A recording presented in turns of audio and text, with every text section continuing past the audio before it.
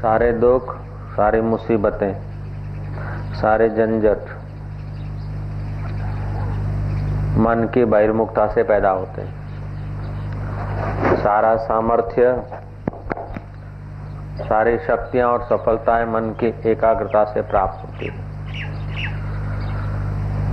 जितना जितना चलचित्र आदि देखते हैं और संसार को सच्चा मानते हैं, उतनी शक्तियां नाश होती हैं। और जितना मन को अंतर्मुख करके अचल परमात्मा की ओर आते हैं, उतनी शक्तियों का विकास होता है। रजो प्रधान वातावरण में मन एकाग्र होना जरा कठिन है। जप करने की विधि बताई गई है कि घर में बैठ के जप करते हैं उसका 1 गुना फल होता है, लेकिन तुलसी के क्यारे के आगे बैठ के करो तो 10 गुना होता है। गौशाला में करो तो 100 गुना होता है, लेकिन वहां बैल बंधा हुआ न होना चाहिए। नदी किनारे, तालाब नदी किनारे करने से 1000 गुना फल होता है। जहाँ किसी ने जप तप किया उस जगह पे मंत्र जाप और ध्यान करने से 10,000 गुना फल होता है। ऐसे ही शिवालय, देवालय आदि में कोटि गुना, लाखों गुना होता है। और सदगुरु के करीब इष्ट मंत्र का जाप करने से करोड़ों गुना फल होता है। तो मेरा जहाँ तक मानना है कि जिन लोगों का चित्त एकाग्र है तो उनके करीब बैठकर हम लोग जप करते हैं तो हमारी एकाग्रता जल्दी फलती है। जहाँ पहले ज्ञानेश्वर महाराज कहते हैं, जहाँ पहले जप तप हुआ है उस जगह पे साधन भजन जल्दी फलता है, सजातीय वाइब्रेशन संस्कार मिलते हैं। तो हम लोगों को उचित है कि श्रम माना मन को रोकें। विश्वामित्र ने जब त्रिशंकु को पैस में खड़ा कर दिया, ये बात भी शास्त्र कहते हैं। और रामायण का प्रसंग आता है कि स्वयं प्रभा ने हनुमान जी जैसों को ठांडे सकल सिंधु के तीराई, रामायण में आता है, हनुमान जी जैसों को अपने योग बल से बंद आंखें करवा के मदद कर दी और सिंधु किनारे खड़ा कर दिया। कुछ वर्ष पहले हिमालय की भी घटना हम लोगों ने सुनी थी कि बड़ी मुश्किल से कोई योगी साधु गया था योगियों की गुफा देखने के लिए। योगियों ने कहा कि कलयुग का आदमी इधर कैसे आ गया।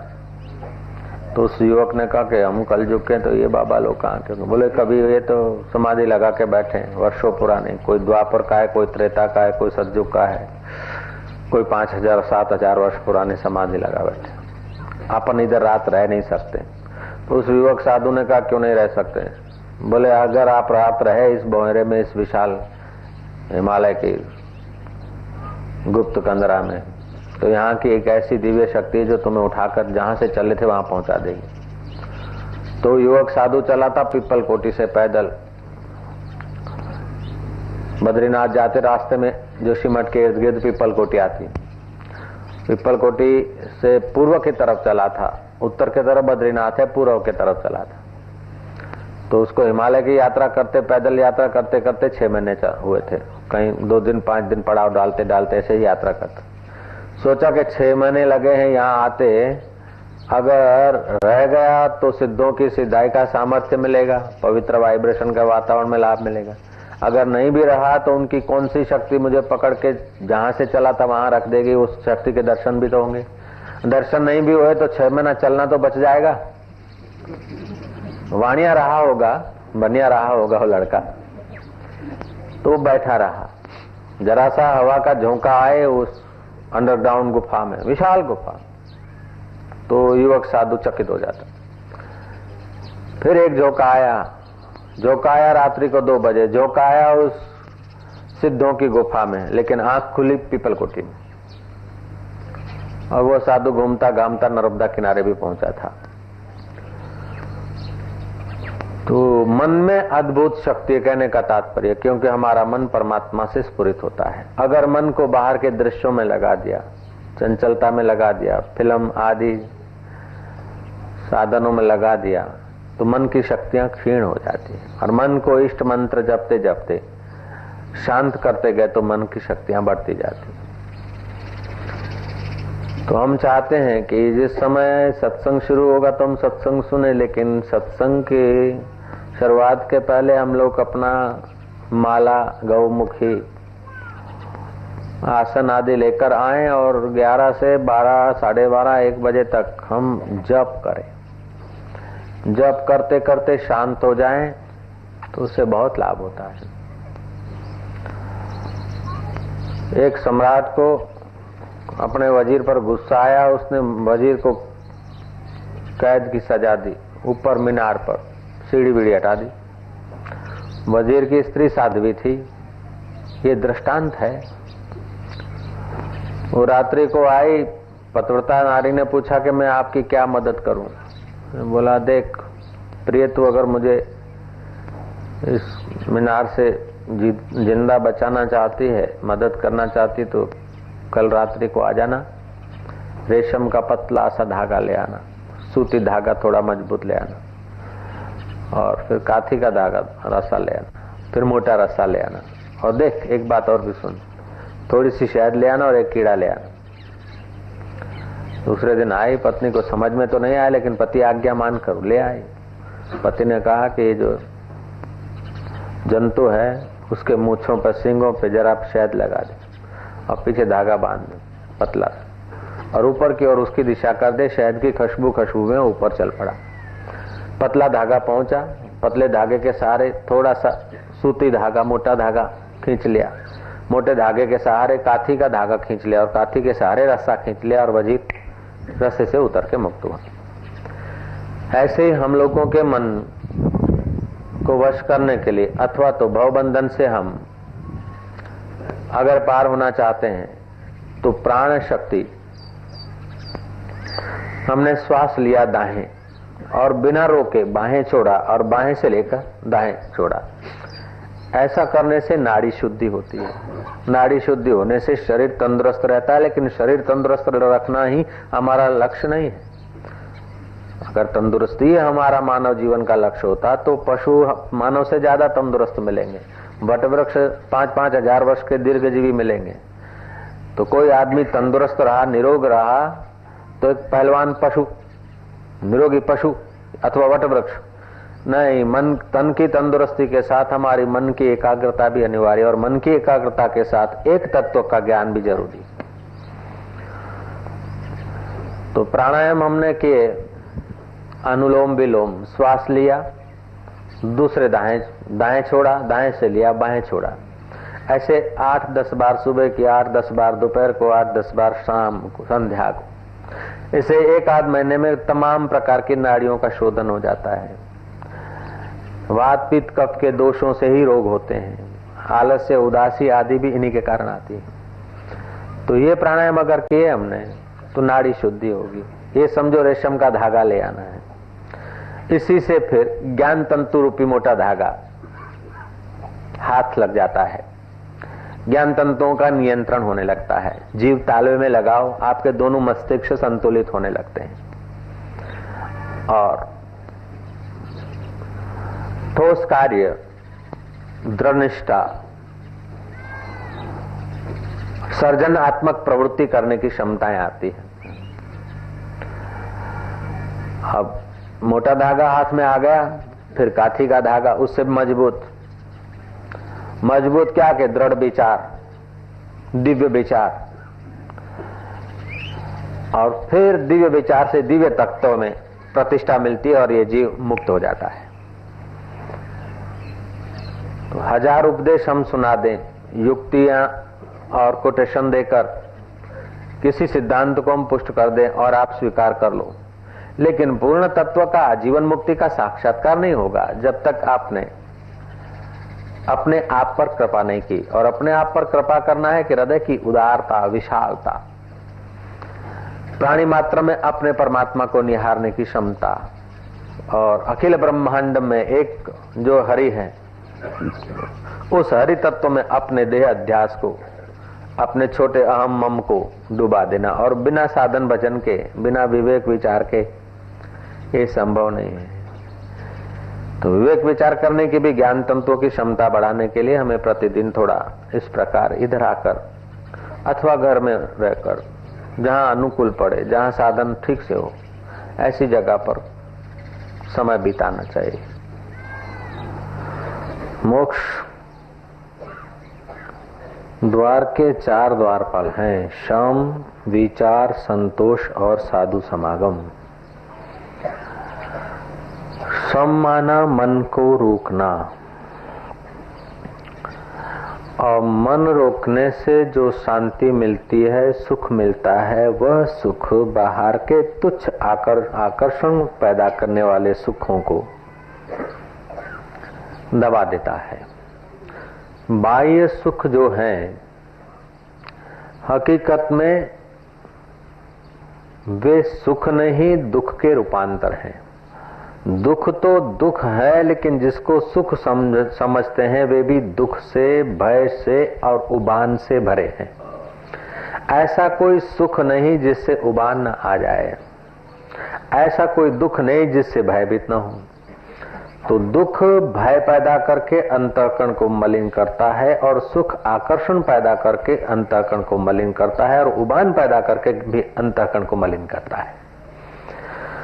सम से आंतरिक आत्म शांति मिलने लगती है, और आत्म शांति मिलने से मनुष्य का बाह्य आकर्षण क्षीण होने लगता है। जितना जितना बाह्य आकर्षण क्षीण होने लगता है, उतना उतना वो स्वतंत्र सुख का अधिकारी हो जाता है। और स्वतंत्र सुख का अधिकारी साधक जितना एकांत में रहता है, उतना उसका स्वतंत्र सुख परिपक्व हो जाता है। एकांत में रहने का अभ्यास अत्यंत पामर या विषयी आदमी नहीं कर सकता, साधक कर सकता है। पामर और विषय एकांत में रहेगा तो प्रमाद में चला जाएगा, आलस्य में चला जाएगा, निद्रा में चला जाएगा। लेकिन साधक एकांत में रहेगा तो मनन और नित्य ध्यासन करके साक्षात्कार में चला जाएगा, साधक परमात्मा में पहुंच जाएगा और वो पतन में पहुंच जाएगा। संत तेजानंद सूरत से आगे खरवारा गांव के नजीक साइहा तालाब के पास एक आंबावाड़ी थी, आम का बगीचा था। तेजानंद बाबा आम के बगीचे के चौकीदार को बोल रहे हैं कि एक आम दे दे। उसने कहा चल रहे काफर, साधु बनाए मुफ्त का माल खाने को। अपमान कर दिया, क्योंकि वो नवाब का नौकर था, अकड़े हुए का नौकर था। वो भी कम अकड़ नहीं थी, और साहब से ज्यादा नौकर को अकड़ होती है। तो अपमान युक्त वचन कह दिए। लेकिन संत पुरुष ने कहा कि भैया भूख लगी है, दोपहर का समय है, ठाकुर जी को भोग लगाकर फिर भीतर वाले ठाकुर जी को खिलाऊंगा। राम रहीम सब एक ही है, और काफर फाफर करके तो क्यों पाप का भागी होता है। एक आम दे दे। एक तो मुफ्त का आम खाना और पाप का भागी बनाना मेरे को। उठाया डंडा और दे मारा बाबा जी को। बाबा जी के मस्तक से लोहे की धार निकली। बाबा का पुण्य प्रकोप प्रज्वलित हो गया। बोला जो आम हरि भक्त के, साधु संत के और परहित के लिए जो काम में वस्तु काम नहीं आती, ये तेरे आम का बगीचा इमली का हो जाए। इतना कहते ही आम का बगीचा इमली का हो गया, और साधु के कंधे पे जो लंगोटी थी सूखी, उसको निचोया तो उसमें वड़ पड़ गए तो इमली का बगीचा जो था उस थड़ों में भी थोड़े वड़ आ गए। नौकर तो भागा नवाब के पास। नवाब को जाकर सुनाया। नवाब ने कहा तू सपना तो नहीं देख रहा है, पागलपन की बात करता है, आम का पेड़ कभी इमली हो सकता है? उस नवाब को पता ही नहीं कि मन में अथाह शक्ति है। जब विश्वामित्र के संकल्प से त्रिशंकु वहीं ठहर सकता है और वहीं राज्य हो सकता है, तो तेजानंद बाबा के संकल्प से आम इमली हो जाए तो क्या आश्चर्य है। एक मानव के छोटे से बूंद से राजे महाराजे पैदा हो सकते हैं। मोर के रस से, मोर के अंडे के रस से मोर के विभिन्न प्रकार के रूप और आंख और चौंच और पांख फूट निकलते हैं। तो चैतन्य स्वरूप परमात्मा में एकाग्र शम को प्राप्त हुआ महापुरुष अगर अपने आप में आ गया और कह दिया तो आम इमली हो जाए, इसमें क्या आश्चर्य है। ज्ञानेश्वर महाराज के कहने से चबूतरा चल सकता है, लीलाशाह बापू के कहने से नीम का पेड़ चल सकता है, तो आम इमली हो जाए तो ये तो छोटी बात है। लेकिन हम लोग जब इंद्रियगत जगत में जीते हैं, कार्य कारण के बाह्य नियमों के अंतर्गत हमारी जीवन यात्रा हो जाती है, तो हम इस ऊंचाई पर विश्वास करने के भी काबिल नहीं रहते। अपितु नहीं तो मानव के मन में अद्भुत शक्ति है, और जितना जितना मन एकाग्र होता है उतना उतना वो शक्ति के भंडार से सुसज्ज होता जाता है। खैर, नवाब को जाकर कहा, नवाब ने कहा नहीं तू पागलपन की बात करता, कि हजूर रूबरू चलो देखो। आए रूबरू, देखा कि आम का बगीचा इमलियों से भरा है। वो तो गुस्से में आग बबूला हो गया नवाब। कहां गया कि वो काफर, कहां गया वो साधुड़ा? ढूंढा तो देखा कि तालाब के किनारे ध्यान मग्न। बोले अभी बंदगी में बैठ गया ढोंग करने, हमारा बागीचा सत्यानाश कर दिया। ऐसे करके अनाप शनाप बकवास उसने की। बकवास की तो साधु तो स्मित कर रहे हैं, शांत स्वभाव से निहार रहे हैं।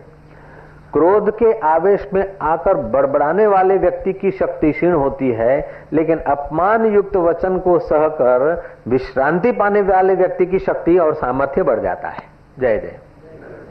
आवेश से हमारी शक्तियां क्षीण होती है और क्षमता से हमारी शक्तियों का विकास होता है। उद्वेग से जीवन शक्ति का ह्रास होता है और विश्रांति से जीवन शक्ति का विकास होता है। उसने कहा अभी मैं तेरे को पकड़ा दूंगा। बाबा ने हंसते हुए कहा कि पकड़ा दे। सिपाहियों को हुक्म करा कि इसको गिरफ्तार कर लो। जो सिपाही आते हैं त्यों बाबा ने फिर एक नूरानी निगाह डाली और संकल्प कर दिया, तो सिपाहियों के पैर चिपक गए धरती से। पैर धरती से चिपक गए, अब आगे कैसे बढ़े? नवाब को और गुस्सा आया। नवाब ने कहा कि इन सिपाहियों के पैर चिपका दिया तूने? कहा फिर अब मैं तुझे नहीं छोड़ूंगा, मैं तुझे गिरफ्तार करूंगा। जो नजदीक आता है तो उसके हाथ गिरफ्तार करने को हाथ जो उठ रहे हैं वो हाथ वहां स्थगित हो गए। बिना चमत्कार के नमस्कार नहीं। इतना कड़ा चमत्कार देखने के बाद वो नमस्कार करने के लिए गुड़गुड़ाता है कि मुझे माफ कर दो, मेरे हाथ जैसे थे ऐसे कर दो, मैं आपको पहचान नहीं पाया बाबा। बोले तू अपने को ही नहीं पहचानता तो मेरे को क्या पहचानेगा? मक्खी और मच्छरों की नाई, जैसे मक्खी मच्छर और विष्ठा के जंतु विष्ठा पर ही बिन बिनाते जीवन पूरा कर देते, ऐसे ही विषयी विलासी विकारी व्यक्ति तू अपना जीवन विषय विलास विकार में ही बर्बाद कर रहा है। अपना जीवन कितना मूल्यवान है वही तुझे पता नहीं। इतना मूल्यवान मनुष्य जन्म तू बर्बाद कर रहा है, तो संत सानिध्य का तू लाभ कैसे ले सकता है? तू तुझे ही नहीं पहचानता, तू अपना ही नाश कर रहा है। तो मेरे नाश के लिए दो शब्द तूने बोल दिए तो क्या मुझे दुख होता है? तू तेरे रास्ते जा, हम हमारे रास्ते जाने वाले। बोलते ही हाथ का इशारा किया तो दूर से घोड़ी भागती हुई आई। संत छलांग मार के रवाना हो गए और वो तो बाल खुजलाता रह गया। तो इस प्रकार की जब हम कथाएं या घटनाएं सुनते हैं तो एक दो नहीं, ऐसी कई है पुराण इतिहास और दंत कथाओं के द्वारा और इधर उधर के द्वारा, तो लगता है कि कुछ है। और जब ध्यान आदि नहीं करते हैं तो लगता है कि सब कपोल कल्पित है। विवेकानंद कहते हैं कि योग साधना में प्रवृत्ति करने के लिए योग का छोटा मोटा एक चमत्कार साधारण व्यक्ति को मिल जाए तो योग की यात्रा कर सकता है। प्रतिदिन सुबह दोपहर और शाम 10-10 प्राणायाम करे। दाएं नथुने से श्वास ले, बाएं से छोड़े, बाएं से ले और दाएं से छोड़े। ऐसा करने से उसकी नाड़ी शुद्धि होगी, तंदुरुस्ती ठीक होगी। तंदुरुस्ती ठीक होगी और मन थोड़ा सा एकाग्र होगा, और मन थोड़ा सा एकाग्र होते ही दूसरे के मन की बात का उसे पता चलने लग जाएगा। ध्यान की सम की थोड़ी सी यात्रा करने से वो दूरदर्शन और दूर श्रवण की सिद्धि पा लेगा, और ये छोटी मोटी सिद्धि पाने के बाद वो परम सिद्धि आत्मज्ञान पाने की भी उसमें क्षमताएं आ सकती है। इसलिए योग में प्रवेश करने वाले साधकों को थोड़ा बहुत प्रारंभ में, भक्ति में प्रवेश करने वाले भक्तों को थोड़ा बहुत प्रारंभ में कुछ न कुछ किसी के जीवन चरित्र द्वारा अथवा किसी के सत्संग के द्वारा, किसी के मुलाकात के द्वारा थोड़ा कुछ न कुछ अलौकिक लाभ होने लगता है तो उसकी श्रद्धा बंधती है। और जब श्रद्धा बंधती है और यात्रा करने लगता है तो बीच में विघ्न आ जाते हैं, यश के, मान के, अहंकार सजाने के। जीवन मुक्त एक महात्मा निजानंद स्वामी, उनका शिष्य निजानंद की पूरी आज्ञाओं का पालन करता हुआ एकांत में भजन करता था। अब एकांतवास के कारण उसकी चित्तवृत्तियों का बिखराव कम हुआ और उसमें कुछ प्रभाव, आकर्षण पैदा हुआ। गुरु पूनम के दिन वो अपने गुरु के श्री चरणों में सिर झुकाने को गया तो और गुरुबाई उसको देखकर बड़े मान के शब्दों के साथ उसका स्वागत करने लगे। किसी ने कहा तो तुम्हें देखकर हमारी आंख चाहती है कि बार बार तुम्हें देखें, क्या तुम्हारे में अद्भुत आकर्षण है। दूसरे ने कहा तुम मानो प्रेम की मूर्ति बन गए हो। तीसरे ने कहा तुम्हारे वचन सुनकर हमारे कान अघाते नहीं। चौथे ने कहा सचमुच बुद्धिमान भी तुम ऐसे हो कि मानो बृहस्पति। गुरुदेव अपनी कुटिया में सुन रहे थे, गपसप बाहर आए और उस खास अपने प्यारे शिष्य को डांटा के चल रहे पाखंडी, पापी, दुष्ट। गुरु पूनम को मुंह दिखाने को आया, मेरे को मुंह मत दिखा, भाग जाए यहां से, निकल। अपमान युक्त वचन कहकर उसे भगा दिया। गुरु पूजन की विधि छोटी मोटी जो थी 5-25 शिष्यों के बीच की हो गई। अंतेवासी शिष्य थे, उन्होंने कहा कि गुरुदेव ये तो हमारा गुरु भाई को आपने इतना डांटा और वो आपको नमन करके चला गया। उसकी तो ख्याति खूब है, जहां रहता है वो सत्संग करता है। हम जब उसके आश्रम में गए तो उसके शिष्यों में भी उसके सद्गुण आने लगे थे और नम्रता, प्रेम, सदाचार, पर दुख कातरता, प्राणी मात्र का हित चाहना, ये सद्गुण उसके साधन काल में इतने खिले हैं, उसकी वाणी में इतना ओज। फिर भी आपने उसको ऐसा डांटा, उसमें ऐसा कोई दोष था क्या? बोले मूर्खो, उसमें दोष नहीं था, दोष तुम में था। तुम उसकी प्रशंसा कर रहे थे। तुम अगर सच्चे उसके मित्र होते तो उसके मुंह पर उसकी प्रशंसा नहीं करते। प्रशंसा पचाना बच्चों का खेल नहीं है। मान पुड़ी है जहर की, खाए सो मर जाए, चाह उसी की राखता वो भी अति दुख पाए। जिसकी प्रगति रोकना हो, जिसका विकास थामना हो, उसकी मुंह पर प्रशंसा कर दो, बड़ी मीठी लगती हो और विकास फिर रुक जाता है। ध्यान भजन का समय भी प्रशंसा पाने में नाश हो जाता है। सेवा का काम भी प्रशंसा पाने में कुर्बान कर दिया जाता है। जहां प्रशंसा होती है वही सेवा की जाती है। जहां अखबारों में छपता है वही कैटल कैंप चालू किए जाते हैं। छुप के कहीं हाथ लंबा करने की क्षमताएं दूर हो जाती। जहां बड़े बड़े नाम और चित्र और प्रसिद्धियां होती है वहीं कुछ देने लेने की बात होती है, नहीं तो चाहे पड़ोसी भूखा मरे, ऐसे दोष आ जाते हैं। ये प्रशंसा एक ऐसा मधुर अमृत है कि पीते पीते पीते पीले स्लो पॉइजन, उसका ध्यान, भजन, सेवा, योग्यता सारी क्षीण कर देता है और भीतर से सूक्ष्म फांका अहंकार क्रिएट होता जाता है। मुझे उसने सदगुरु की जगह पर स्थापित किया है, उसका अहित न हो ये मेरा कर्तव्य है।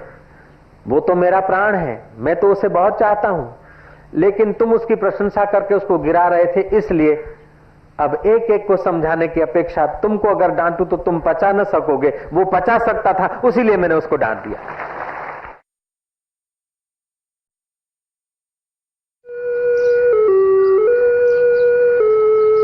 चित्त पवित्र हो रहा है चैतन्य की शांति में। मन शांत होना सम कहा गया है। जिसे सम की प्राप्ति होती है उसे संतोष होता है। जिसका मन शांत होता है उसे आत्मिक सुख मिलता है। दुख से आदमी भयभीत होता है और संसारी सुख से आदमी आकर्षित होता है और उबता है। आनंद तो वह है जहां सुख भी नहीं, उबान नहीं, भय नहीं, शोक नहीं, फरियाद नहीं। जिससे आदमी कभी न उबे उसका नाम आत्मा है। उसे प्यार करते जाएं, संतोष के झरने फूट निकलते हैं। जय हो प्रभु तेरी जय हो।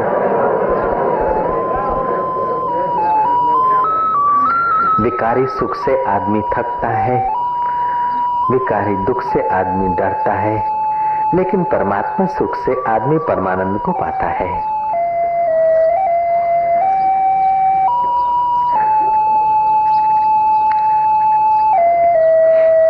जो निगुरे लोग हैं उन्हें संसार का विकारी सुख अच्छा लगता है। जो मूढ़ लोग हैं वे संसारी सुख लेते लेते दुख ही पैदा करते हैं, लेकिन जो साधक हैं, गुरुमुख है, भगवत भक्त है, जो पुण्य आत्मा है, वे तो परमात्मा को प्यार करते करते आत्म सुख में गोता मारने के अधिकारी हो जाते हैं। जय हो प्रभु तेरी जय हो, जय हो, जय हो।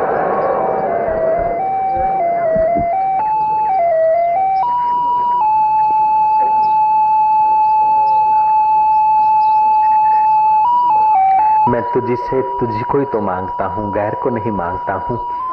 हे प्रभु मैं तुझसे तुझी को मांगता हूँ, गैर तो कुछ नहीं मांगता हूँ।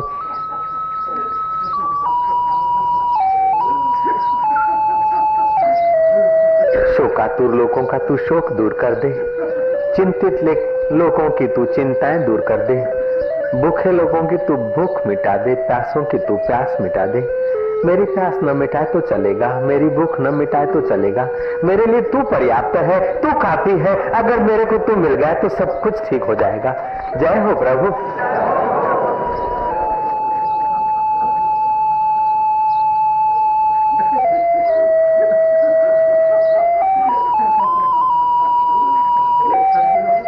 चिंतितों की तू चिंता मिटा, बाद में मेरी और निहारना। भूखों की तू भूख मिटाना, बाद में मेरी और टुकड़ा देना तो देना, नहीं तो चल जाएगा। प्यासों की तू प्यास मिटा, मुझे मरुभूमि में ही रहने दे, मेरे लिए तू पर्याप्त है। हम तुझी से तुझे ही मांग रहे हैं, गैर को तो नहीं मांग रहे।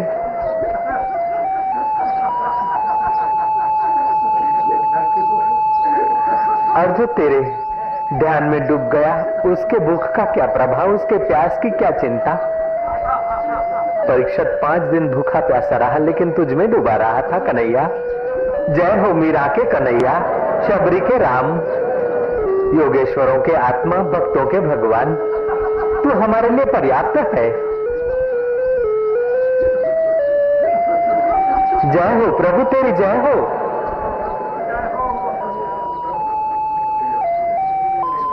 हमारा मन शम को प्राप्त हो जाए, हमारा मन शांत हो जाए, इतना पर्याप्त है। क्योंकि शांत अवस्था में तेरी मुलाकात है और अशांत अवस्था में माया की झपटे और लपटे हैं।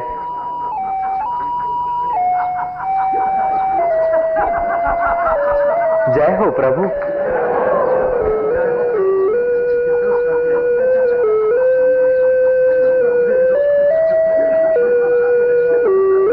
होली के रंग बेरंग कपड़ों को रंगेंगे, लेकिन तेरे नाम की जिसे प्यास लगी उसने तो विकारों की होली कर दी, वो तुझसे ही रंगा जाएगा। सच्ची होली तो तेरे प्यारों की हुआ करती है।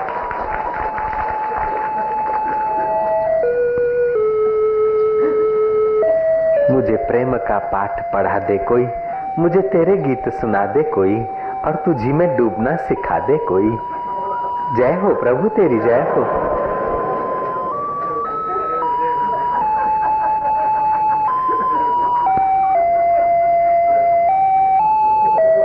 ये मोहब्बत की बातें हैं औधाओ, बंदगी अपने बश की नहीं है। यहाँ सिर देकर होते हैं सौदे, आशिकी इतनी सस्ती नहीं है।